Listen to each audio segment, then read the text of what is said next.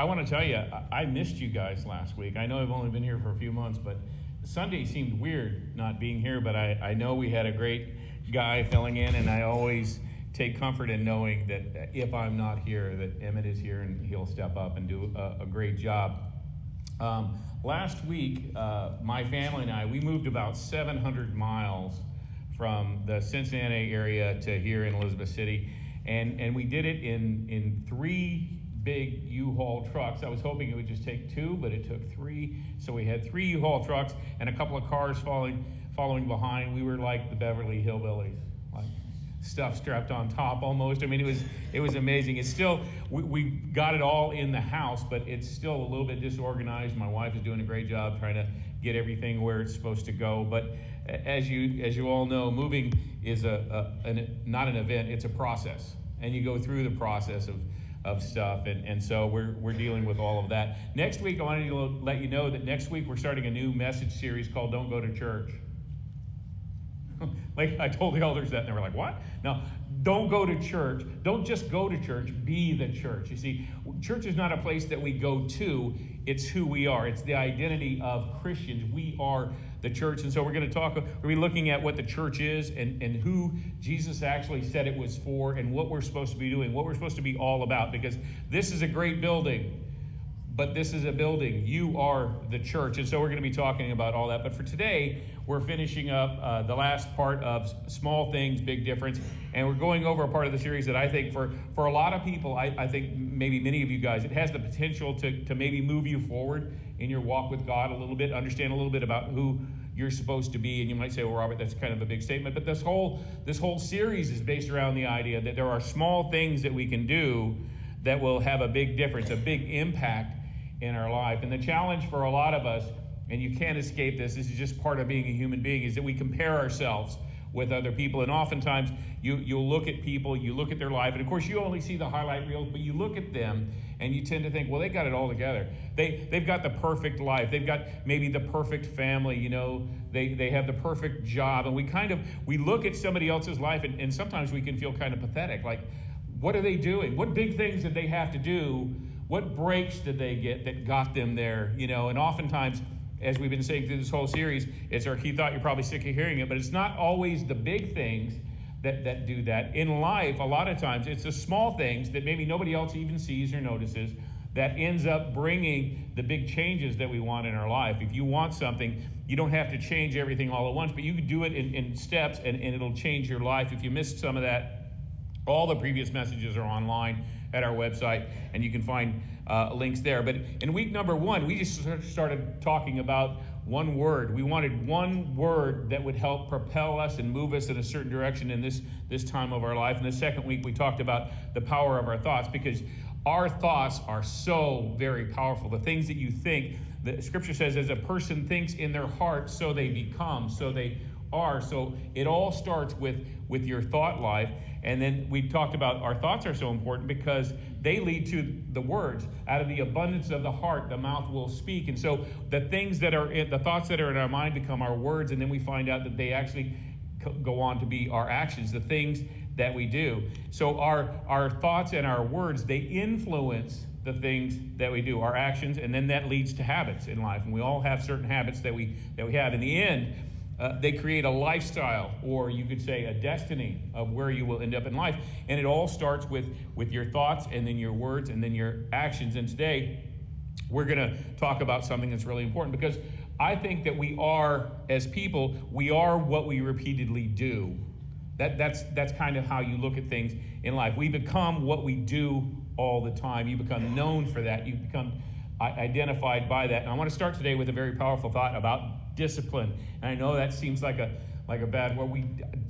Discipline seems difficult, but it's really important that we get a hold of this. But before we even do that, I want to ask you guys, and I want you to be real honest, because it's okay to be honest here in church. I want to ask you guys, if you would say if you were describing yourself, and you would say that you are you're a very disciplined person. If that's you, I want you to raise your hand. In your life, you feel like you're really, really, really disciplined.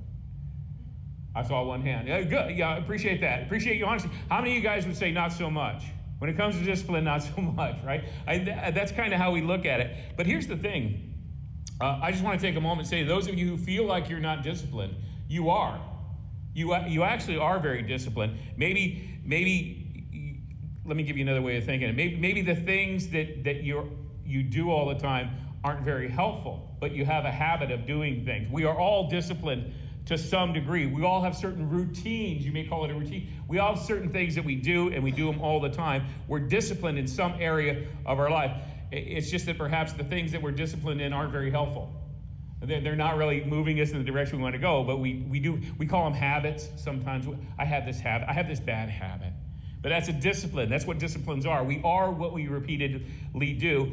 And truthfully, we all have disciplines that we are constantly doing in life that we probably wish we wouldn't. Right? But we are disciplined to some degree. And I was talking to a guy one time, and I was making this case that everybody has discipline. And he said, "No, Robert, you don't understand. I am the most undisciplined guy in the entire... You've never seen anybody more undisciplined than me." And he said, "I mean, just look at me. I eat too much. I'm lazy. All I really do consistently is play video games. I have no discipline at all." I said, "Okay, well, think about it like this. What are the things that you do all the time? What are you disciplined to do in your life? What are the habits of your life?" For example, you might say, "Well, I'm undisciplined," but I would say maybe you're disciplined in hitting the snooze button. Right? Maybe you hit the snooze button 8 or 10 times a day, and you're so disciplined in life that you spend a lot of your time playing video games. You're very disciplined to invest time in playing video games, and you're so disciplined in life that you've never missed a meal. In fact, you have meals in between meals because you're so disciplined at it. And he said, "Yikes. Okay." It's just sometimes the things the disciplines that we've developed in life aren't very helpful. They're not really getting us where we want to go. And so sometimes in life, we are all disciplined, though. Every single one of us, we have disciplines in life. You just might not admire the things that you become disciplined in. So what I want to do today is give you a powerful thought. I thought that in my life now, this is something I try to remember. I didn't always feel this way, but in life, I do this right now, and I try to live by this. Here's my simple definition. If you want to know what discipline is, discipline really comes down to this, and you can write this down. This is in your notes. Discipline is choosing between what I want right now and what I want most, because everything's a trade-off. There's always a temptation of what I want right now in life, and then there's always a temptation of what I want most in life, what I want to be, what I want to achieve.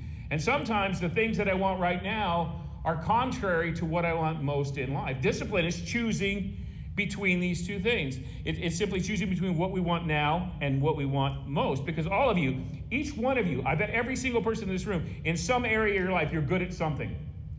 You're good at something. You feel good about something. There's something you do well. There's in some area of your life, you're very disciplined. And I guarantee you that if you look at that area, you will find that behind the scenes, there is something you're consistently doing. There's some good discipline behind that. For example, you might be able to say, my wife and I, we have a really good marriage. We have a great marriage. If you can say that, I would almost guarantee you that there are some good disciplines going on in that relationship, that you're spending time together.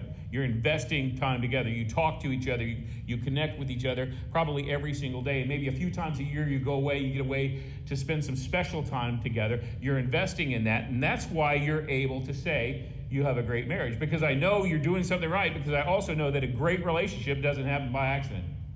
It doesn't. It won't happen by accident. Maybe you're really good successfully financially, like you budget, you have a good budget, and you stick to your budget. And if so, you've learned to live beneath your means. You don't spend everything you got. You've saved, and you've gotten yourself in a position where maybe you can be very generous with your money, and you're able to invest your money. You invest wisely, because you have done that. You have discipline financially, and that gets you to a certain place. But the opposite is also true. The opposite is also true, because any area that you're not succeeding in, or you're not making progress in, any area that you feel like this isn't something I'm really strong at, you've got some disciplines there too. They're just not the right ones, right? They're the ones that are taking you away from where you want to be, because we can all get really good at doing the wrong stuff. We can develop habits of doing the wrong stuff. For example, some of you might say, well, I'm determined to work out constantly. You know what? I want to get in shape. I know I need to get in shape, and so I'm going to start a routine. And this happens generally after Christmas. right? Because we're not gonna do something unreasonable like go on a diet around Thanksgiving. That would be stupid, right? So around January we say, you know what? I'm determined to work out. I got to get in shape. I'm going to do this. So you get going and you're waking up early, you know, and you do it on Monday and you do it on Tuesday. And you're so determined. And you're feeling good about yourself on Wednesday. You kind of do it, but you have to cut it short because you're really busy that day. And then on Thursday your shoulder's hurting, so you take that day off.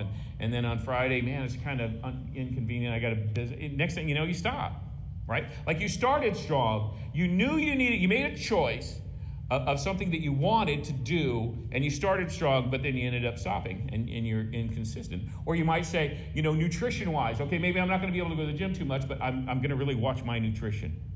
I'm gonna get good. I need to eat better. And so on Monday, you do really, really good, and you're making good food choices. And on Tuesday and on Wednesday too, and you've got this momentum now, and then Thursday and Friday, you're still staying away from the junk food and everything's great. But then on Saturday, your kid's got something to do, and you don't have time to prepare a meal. And the next thing you know, that triple Mondo mega bacon cheeseburger staring you in the face, and you eat it. And you feel like you lose all that momentum. Next thing you know, you're supersized once again. And you're like, what am I going to do about this? You know, nothing. I'm inconsistent in what I do. You started out strong, but you got inconsistent. Listen, inconsistency is a problem for so many people. I understand. I think you'd like this graphic. I understand. See it? Isn't that tricky? That was for you guys, you high IQ people. I understand. But I do. I totally understand because I've started diets before. And I've started working out before.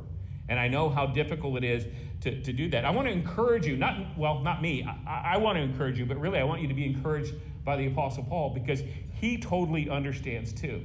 Let me show you what Paul said. Paul, the guy who wrote the vast majority of the New Testament, this is what the Apostle Paul said. It probably one of the most cherished letters that he wrote. He wrote to the Christians in Rome, and he understands this. He understands the struggle.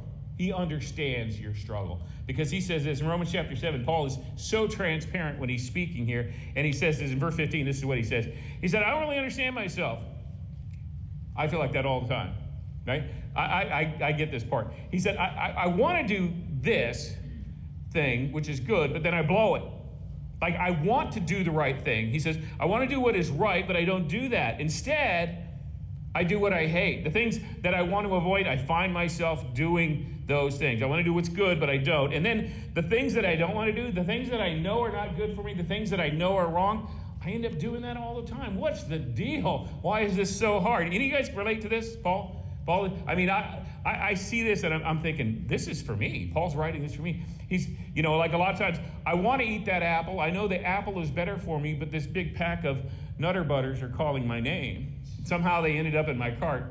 And I tell my wife when I get home, they were giving these away at the store to try to hide my shame. They made me take this stuff I don't even want, you know. But in verse 20 he says, but if I do what I don't want to do, and this is interesting, he says, I'm not really the one doing it. If I do what I don't want to do, I'm not really the one doing it.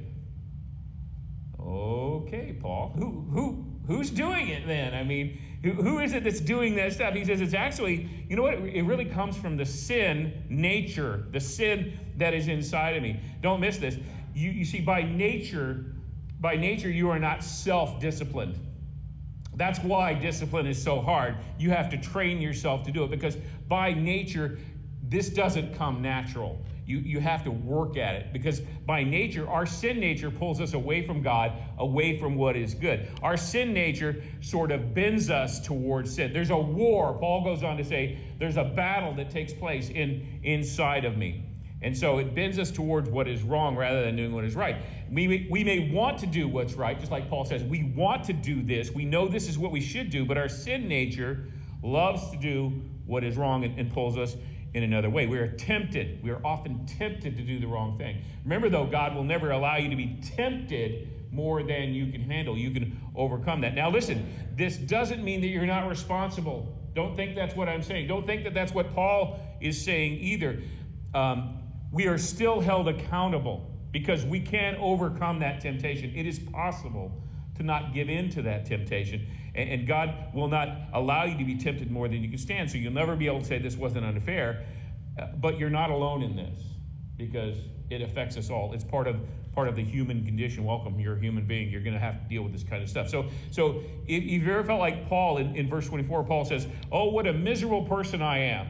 And you're like, I want to do what's right, but I don't. The things I don't want to do, I find myself doing. What a miserable person I am. Who can free me from this bondage? Because obviously I can't do it on my own, right? If I could do it on my own, I wouldn't be, even thinking about this. And then he answers his own question. I love this because Paul says, who can rescue me from this? Who can help me overcome this temptation? Who can help me walk away from this thing that I know is not good for me, this stuff that I do all the time? Who can do that? And then he says in verse 25, thank God, the answer, if you notice, is not a principle, it's a person. He says, who can rescue me? There's a who that can rescue you, and that person is found in Jesus Christ. Jesus is the help that you need. Without Jesus, you overcoming this stuff is going to be very, very, very difficult. Now, can you for a while? Absolutely. I think everybody can be disciplined for a while, but if you want consistency in your life, it comes in the person of Jesus. By his power, by your relationship with him that you share with him, I can be transformed. Some of you guys, for years, you've been trying really hard, and you just think, I'll just keep trying harder, right? That's one strategy, and I do that too, but today can be the day that you actually understand and you can be set free from that bond. Who can rescue me from this bondage? Jesus Christ can. Jesus can set you free from all. You can become disciplined. You can avoid being drawn into that sin. When the Spirit of God is with you, that very same Spirit is the same Spirit that raised Christ from the dead. So don't discount the fact that this can really move you further along. You're not just self-disciplined, you're spirit-disciplined. And that makes all the difference in the world. Who can deliver me from this frustration and this endless cycle of failing again and again and again? Thank God. Jesus Christ can. That is what can move you from where you are to where you want to be. By the power of Christ, we choose what we want most over what we want right now. Now, how do we do that? That's great, Robert. That sounds great. But how do we physically do that? What do we do to move from here to there, from where we are right now to becoming disciplined in the right habits and moving our life in that direction? I want to read to you another portion of Scripture written by the Apostle Paul. He wrote this to the church that was at Corinth, to the Corinthian church. He wrote a couple of letters to them because they were dealing with so much. And he's going to talk about running a race. He talks about training for a race, like an athlete. Like he's giving athletic advice to these guys about how to train for what matters most to win this race. Now, when he talked about this thing, you may wonder, why is Paul talking about athletic training? He's talking to the Corinthians. These people that he's writing to, they were very into and aware of something called the Pan-Hellenic Games. The Pan-Hellenic Games. These were like cities against cities and all that kind of thing. And it was like their Olympics. And if you could train and you could win these games, it was a lot of honor for your city and for your people and that kind of thing. And so you're representing your community, and these people, this was very known to them. Paul is talking into their culture. And here's what he says in 1 Corinthians chapter 9 and verse 24 and 25. I love this. Paul's talking about these games, and he says this. He says, don't you realize that in a race, everybody that's in a race, they're running, but only one person is going to win. It's very competitive. He's speaking into their competitiveness. And he made this statement, and this phrase was really, really common because you hear it again in the first century. You can read about this kind of thing. Athletes who were selected to train, they would train for like 10 months. It was 10 months of training for these games.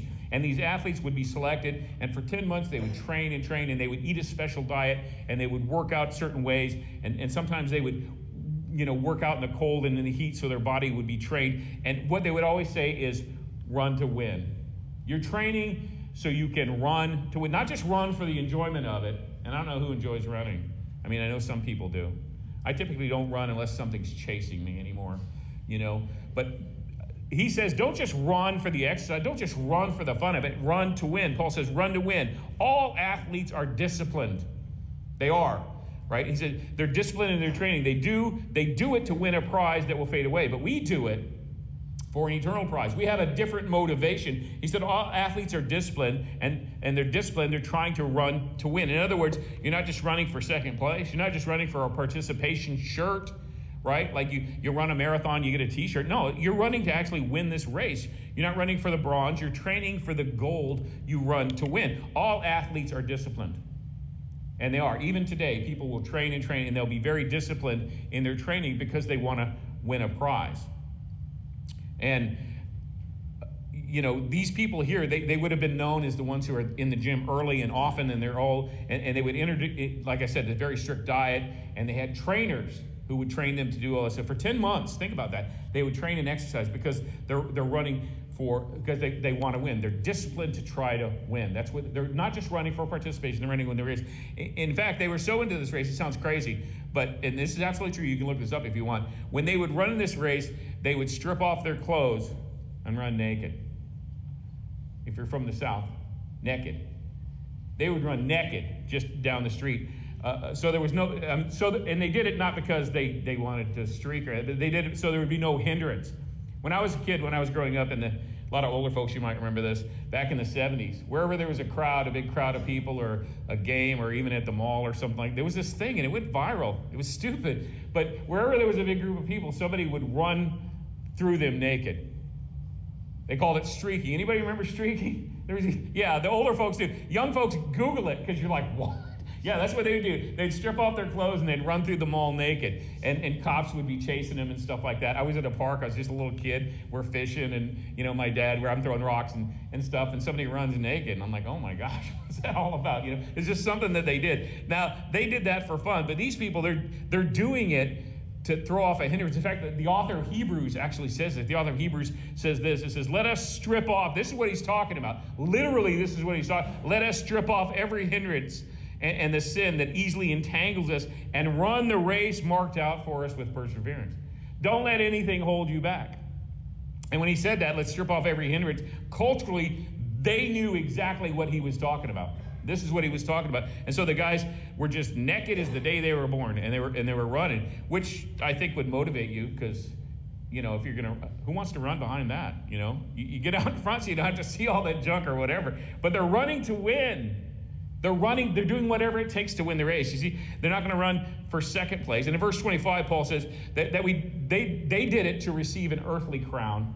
We do it for an eternal crown. You want to see what they did all that 10 months of training and running naked around, all that stuff, all that? You want to see the prize?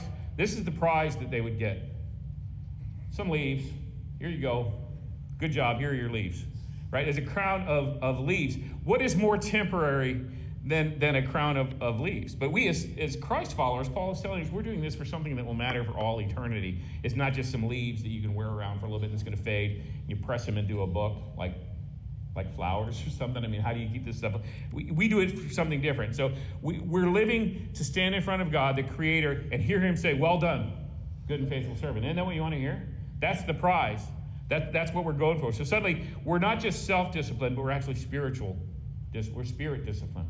We're tapping into the power of Christ. The Spirit helps us overcome the power of sin. That's going to plague us all. We're doing it for an eternal prize, not just for a wreath or a T-shirt.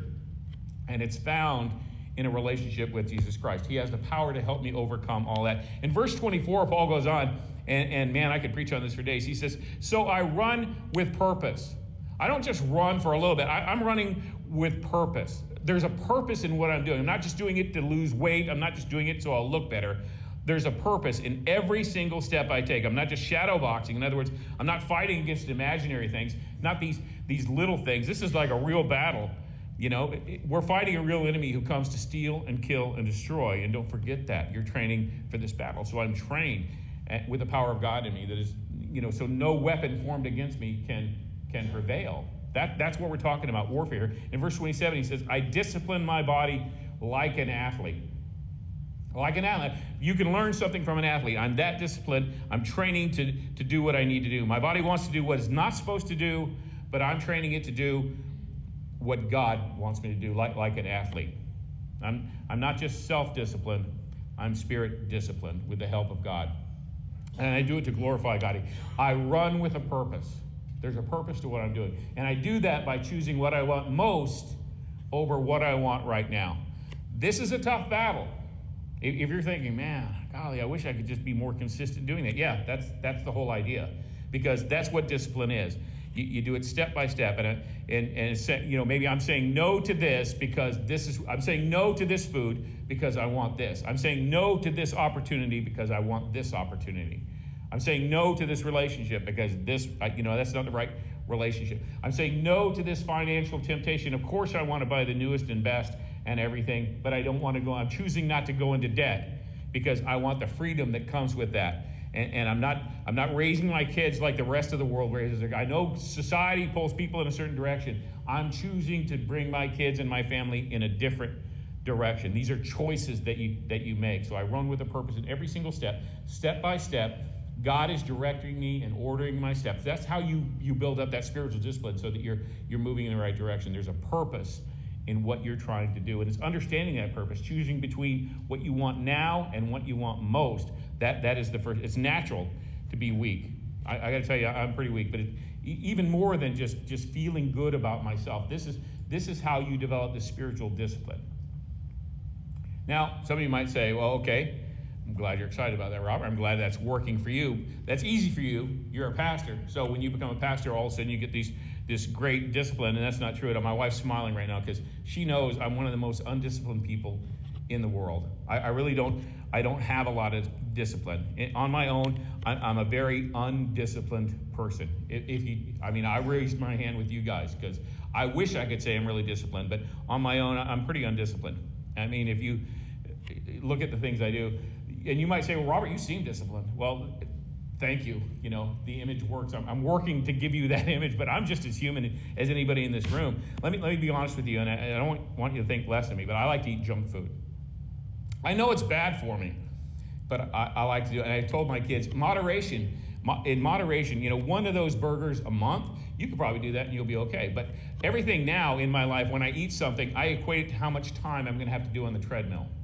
Like I know how long it takes on a treadmill to lose 500 calories. I know how long that takes. So if I look at a Snicker bar, I'm like, that's going to be 45 minutes on a treadmill. I don't want to do that. So it's a trade-off, right? I've learned to trade off like that. I love to eat junk food, and I'm lazy some days. When my kids were little and they'd be arguing, I know as a man of God, I should step up and intervene. I should use that argument to teach them something, but a lot of times I would say, you guys put on some boxing gloves and work it out, you know. I mean, I don't want to get involved. I can be just as lazy as the next guy. I don't want to have to deal with it. I am naturally not disciplined, and so are you. This is our sin nature inside of us. But Christ can help you with this, and it can really help make the difference between working really hard and keep trying or actually achieving this. For me, when I tap into the spiritual power of God, it creates spiritual momentum. Almost you can think of it like that. I'll give you an example. I read a book. I don't know. You guys ever read this book, The Power of Habit? It's really good if you want to change something in life. This guy has a really good methodology, but I'll just give you the short version so you don't have to go out and buy it. In The Power of Habits, the author talks about what he calls keystone habits. And a keystone habit is something that you develop that habit in that, and that habit leads to other good habits. It can work either way, though. You can have a keystone bad habit that will lead to other bad habits, or you can have a keystone good habit that will lead to other good habits. And so suddenly you have either positive or negative momentum. So for me, one of my keystone habits that I developed a number of years ago is especially as I get older, I take vitamin supplements. And anybody take vitamin supplements? You take them because they're good for you, but you know what? They stink, right? They don't smell good. And so a lot of times with my vitamins, I'm reluctant to take them because they taste bad and they smell bad or whatever. But I do it, and I do it because I like what it does. Taking vitamin supplements gets me going in a certain direction. So when I take them, I feel better because I don't always eat right, but I take my vitamin supplements so I feel better about myself. And therefore, when I feel better, I'm eating better and I'm sleeping better and I'll work out more because I took those nasty tasting vitamins. I might as well go to the gym and work out. So that habit of taking the vitamins leads to working out, and I've got this powerful momentum. I'm working out every single day, and because of that, I sleep better. And because I start to look better, my wife likes me more. And so she wants to hug and kiss me all the time, and so that happens. And stuff like this, positive momentum. And because I slept so well, I wake up well refreshed, and it's a sunshiny day, and everything feels good, and life is moving in the right direction. Because I got up early, because I worked out, because I took my vitamins, I have time in the morning. I don't feel rushed, and so I do my Bible study. I read my Bible, and I pray, and I feel close to God, and so I'm kind of spirit-led. And you know what? My whole day seems to go better. When I do all that stuff, life seems to be pretty good as I go through it. Why? Well, because I took my vitamins. That starts the whole series of things going. Why waste having to take those vitamins if I'm not going to do the next step? So that's kind of a keystone habit. That's what this guy was talking about. But if I don't take them, if I forget to take them, I don't feel so good about myself, so therefore I don't eat well, and I don't go to the gym. and I don't sleep good, and my wife doesn't like me. I wake up late, and I'm aggravated all the time. I don't have time for my Bible study because I'm in a rush, and so when I get out in traffic, I'm really mean to other drivers, and I don't represent myself well, and so I'm all ticked off, and so I'm driving somewhere, and I'm driving too fast, and the cop gets behind me, and his lights are flashing. He wants to pull me over, but I don't want to stop, so I try to outrun him, and there's a they set up a barricade, and the next thing you know, they pull me out of the car, they throw me on the ground, and I get arrested. And it makes the newspaper. And you see it on YouTube. And all of a sudden, I have a bad reputation in town. Why did that all happen? Because I didn't take my vitamins. Right? It starts there. It starts either forward momentum or not. And perhaps I'm exaggerating just a little bit, but not really. Because there are certain habits you have in life, and you do these consistently, they're going to lead to other habits. And so work on a pattern that's going to move you in the right direction. That's all I'm saying. And work to be led by the Spirit of God. Don't just be driven by your nature. Learn to be driven by the Spirit of God. See, I'm running for a race that really matters. There are real things on the line here, and there's a lot at stake. And I don't want to just run the race. I want to finish it. I want to complete it. So I discipline my body like an athlete. And I'm going to do that because I want to glorify God with my life. I want to do the right thing. So I want to give you two questions here, hopefully to kind of solidify this. And you can take the time, there's a place in your notes where you can write this down, but I want you to think about it this week as you do. The first one's kind of easy. It's this one. What do you want most? What do you want most in life? Where do you want to be most? Because that's going to determine what you try to do. You need to decide. Or you can just kind of wander around. Next thing you know, you'll be 50 or 60, and you'll wonder, where did your life go? And you didn't do it. So pick something. Decide what matters most in life. Is it a family? Is it a good career? Whatever it is, decide what matters most. And this should be kind of easy. So write that down. Some of you guys, maybe you want to lose 30 pounds. Maybe you want to be in better. Maybe that's a goal for you. You want to be in. So write that down. Or you want a better relationship. You want a better marriage. I want my cholesterol down. I want to get close to God, so I want to do that. Whatever it is, I want to get out of debt. Decide what you want most right now. Decide that first. The second thing is a little bit more involved, because if you remember back in week 1, we talked about one word, right? Just one word that would start us on this direction. But what you need to find out is this. What do you need to do right now? Once you've decided what you want most, what do you need to do right now to get to where you want most? Because there's going to be a series of steps. And so the question is, what do you need to do now to have what you want most in life? Because you can just wish it. You can rub the genie lamp, or you can, whatever. But really, if you want to achieve something, you're going to have to plan how to get there. So figure out what you want most and figure out what you need to do right now that will move you in that direction. Very simple. What discipline do you need to develop in your life that will get you closer to what you want most? So think about it. And it shouldn't be too difficult, If you want to get in shape, maybe you need to hire a trainer. Maybe that's what you need to do. Or you're going to be more accountable. Get an accountability partner. If you want to grow spiritually, maybe you need to join a small group, or come to a Wednesday night Bible study where we will be diving deep into a topic or a subject, or many good things online. Whatever you need to do, though, to do that, to get you closer to God. Maybe you need to stop hemming and hawing around and actually get your finances in order, so you can be the generous giver that God has called all of us to be. And we are so blessed. As Americans, you are blessed every single day. We have more than, if you're an American and you own a car, you are rich. You're in the top 3% of the world's population as far as wealth goes. We just don't feel rich because we compare ourselves to the super rich. But we all have resources and wealth, and maybe God wants you want to get to a place financially so you can give more. That's great. Do that. Maybe you need to commit to your relationship. Maybe you need a date night.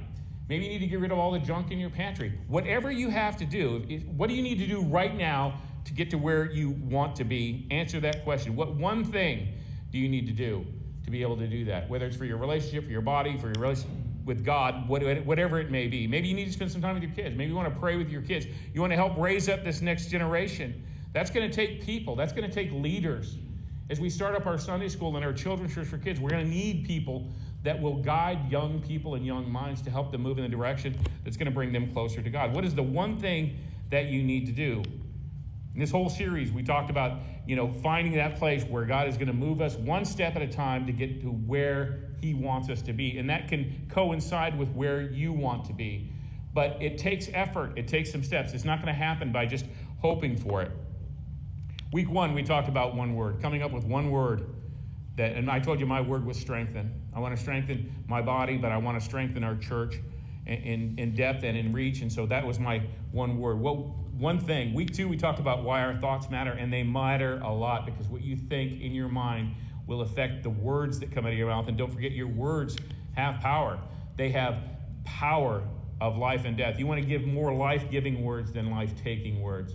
And so we talked about that. And then now, week number 3, we talked about how we want to speak well. The words that we say create life or death. And we want to do that. And now this week, we're finishing up with our words become our actions. Our words become our habits. Our words influence what we do. And we are what we consistently do. That's who you become. All of this is tied together. Small things that make a really big difference. Small things will always make a big difference in your life. And you need God's help to do it. It starts with a good relationship in Christ. Remember, God says, whoever is faithful in little things, he will put, he knows that they can be faithful in big things as well. I'm going to have the worship team come back up here, and we're going to